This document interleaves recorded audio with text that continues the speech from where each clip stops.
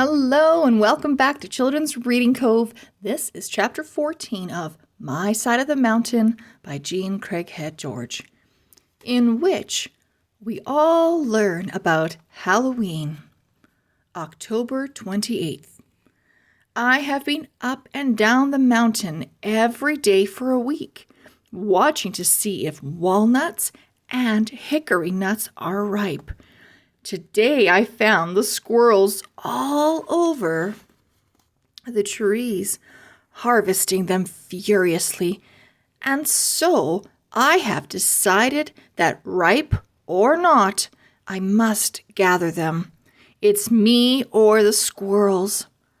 I tethered frightful in the hickory tree while I went to the walnut tree and filled pouches. Frightful protected the hickory nuts. She keeps the squirrels so busy scolding her that they don't have time to take the nuts. They are quite terrified by her. It is a good scheme. I shout and bang the tree and keep them away while I gather. I have never seen so many squirrels. They hang from the slender branches. They bounce through the limbs. They seem to come from the whole forest. They must pass messages along to each other, messages that tell what kind of nuts and where the trees are. A few days later, my storehouse rolling with nuts, I began the race for apples. Entering this race were squirrels, raccoons, and a fat old skunk who looked as if he could eat not another bite. He was ready to sleep his autumn meal off, and I resented him because he did not need my apples. However, I did not toy with him. I gathered what apples I could, cut some in slices, and dried them on the boulder in the sun. Some I put in the storeroom tree to eat right away. They were a little wormy, but it was wonderful to eat an apple again. Then, one night, this was all done. The crop was gathered. I sat down to make a few notes when the Baron came sprinting into sight. He actually bounced up and licked the edges of my turtle shell bowl, stormed frightful, and came to my feet. "Baron Weasel," I said, "it is nearing Halloween. Are you playing tricks or treats?" I handed him the remains of my turtle soup dinner and, fascinated, watched him devour it. Notes. The Baron chews with his back molars and chews with a ferocity I have not seen in him before. His eyes gleam, the lips curl back from his white, pointed teeth, and he frowns like an angry man. If I move toward him, a rumble starts in his chest that keeps me back. He flashes glances at me. It is indeed strange to be looked in the eye by this fearless wild animal. There is something human about his beady glance. Perhaps because that glance tells me something. It tells me he knows who I am and that he does not want me to come any closer. The Baron Weasel departed after his feast. Frightful, who was drawn up as skinny as a stick, relaxed and fluffed her feathers, and then I said to her, "See, he got his treats. No tricks." Then something occurred to me. I reached inside the door and pulled out my calendar stick. I counted 28, 29, 30, 31. Frightful! That old weasel knows. It is Halloween. Let's have a Halloween party.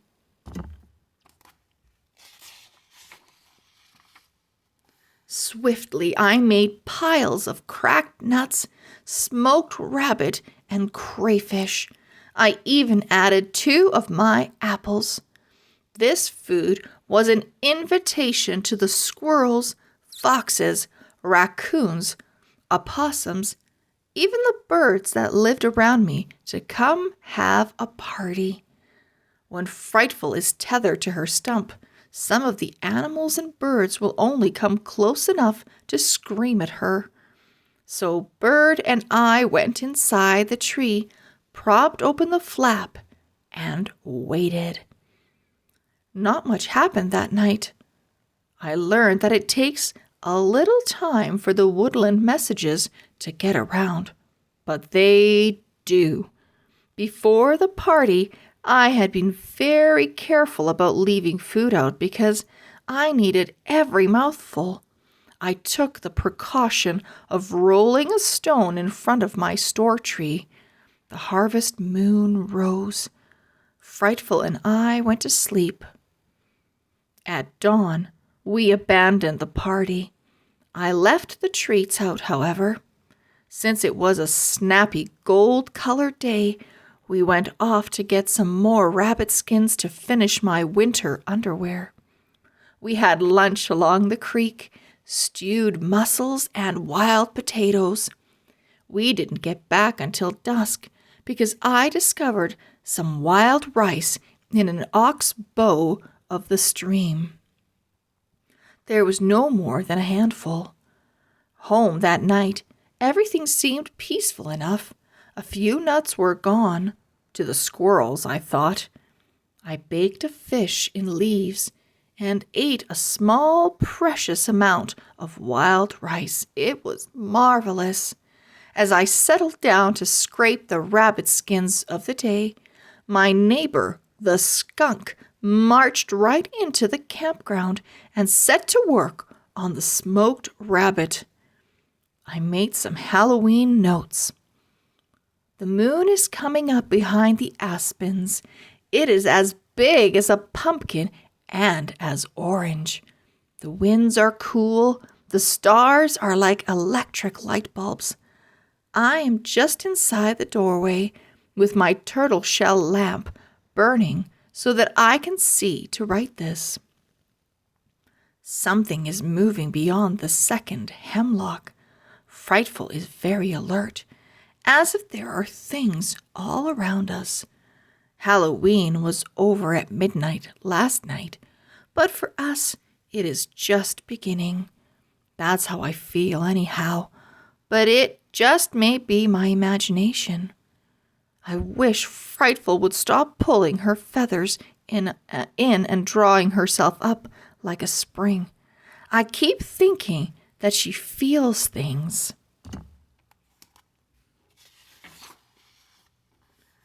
Here comes Jesse C. James. He will want the venison. He didn't get the venison. There was a snarl, and a big raccoon I've never seen walked past him, growling and looking ferocious. Jesse C. stood motionless. I might say scared stiff. He held his head at an angle and let the big fellow eat. If Jesse so much as rolled his eyes, that old coon would sputter at him. It grew dark, and I couldn't see much. An eerie yelp behind the boulder announced that the red fox of the meadow was nearing. He gave me goosebumps. He stayed just beyond my store tree, weaving back and forth on silent feet. Every now and then he would cry, a wavery owl-like cry. I wrote some more. The light from my turtle lamp casts leaping shadows. To the beech nuts has come a small gray animal. I can't make out what... Oh, now I see it. It's a flying squirrel. That surprises me. I've never seen a flying squirrel around here. But of course, I haven't been up much after sunset. When it grew too dark to see, I lit a fire, hoping it would not end the party. It did not, and the more I watched, the more I realized that all these animals were familiar with my camp. A white-footed mouse walked over my woodpile as if it were his. I put out the candle and fell asleep when the fire turned to coals. Much later, I was awakened by screaming. I lifted my head and looked into the moonlit forest. A few guests, still lingering at the party, saw me move and dashed bashfully into the ground cover. One was big and slender. I thought perhaps a mink. As I slowly came awake, I realized that screaming was coming from behind me. Something was in my house. I jumped up and shouted, and 2 raccoons skittered under my feet. I reached for my candle, slipped on hundreds of nuts, and fell. When I finally got a light and looked about me, I was dismayed to see what a mess my guests had made of my treehouse. They had found the cache of acorns and beechnuts and had tossed them all over my bed and floor. The party was getting rough. I chased the raccoons into the night and stumbled over a 3rd animal and was struck by a wet, stinging spray. It was a skunk. I was drenched. As I got used to the indignity and the smell, I saw the raccoons cavort around my fireplace and dodge past me. They were back in my tree before I could stop them. A bat winged in from the darkness and circled the tallow candle. It was Halloween, and the goblins were at work. I thought of all the ash cans I had knocked over on the streets of New York. It seemed utterly humorless. Having invited all these neighbors, I was now faced with the problem of getting rid of them.